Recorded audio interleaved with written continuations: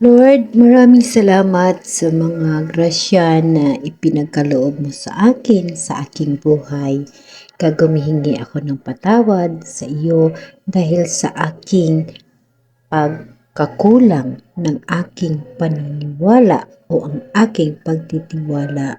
Lord, tao lamang ako at ang tentasyon nahuhulog ako. Humingi ako ng patawad, Panginoon, dahil sa kaugalian ko na ganon.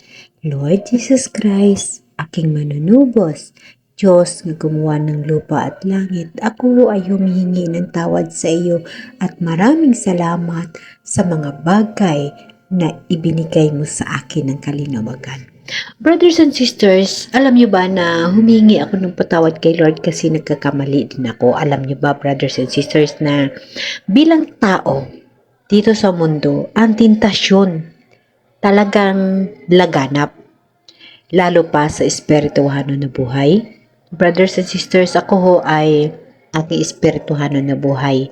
Ngunit nalilin lang ako sa mga bagay na kagaya ng mga church, dahil sa mga charts. Yes, kung sabagay, si Jesus wala pa namang binigay na temple dito sa sanlibutan dahil siya ay magbibigay ng kaharian dito or templo or kanyang bahay sa second coming.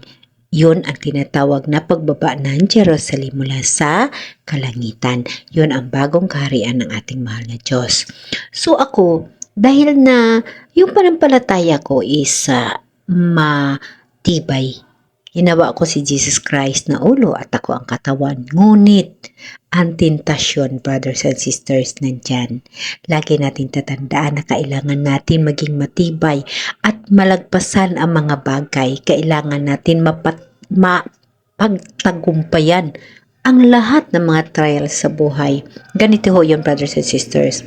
Ako ay nanampalataya at ako ho ay tubong Katoliko.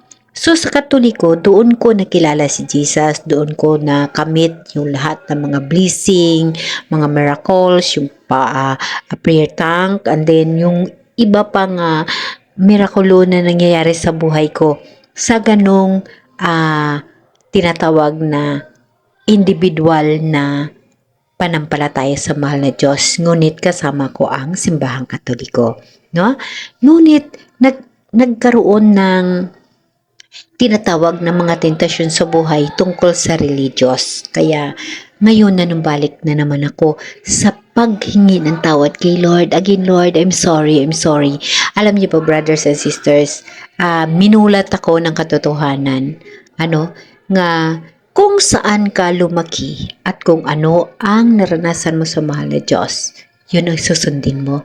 Dahil doon mo nakilala ang Diyos at marami siyang ibinahagi sa iyo na yun din ang ibinabahagi mo. Ngunit, nalinlang ho ako, brothers and sisters. May mga brothers and sisters din tayo na nagbibigay rin ng kaalaman tungkol sa ating Panginoon. Ngunit, sinasabi ko kay Lord na kung saan ako dapat magpunta na bahay ng Diyos. No? Pero, brothers and sisters, tao lamang ako kaya natintar ako. Ngunit, ibinalik ko ang aking loob sa mahal na Diyos. Sa aking sarili, ang aking sinasabi, mula bata, Katoliko ako, mula bata, doon ko nakikilala si Jesus, doon ko nakikita at doon ko nalalaman ang lahat ng kakabalaghan sa buhay ko, mga mirakulo sa buhay ko. Kaya ako ay Katoliko. Katoliko ho ako.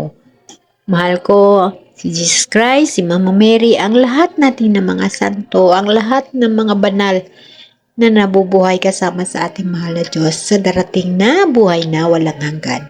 Amen. Amen. Brothers and sisters, again, muntik na ho ako matentar.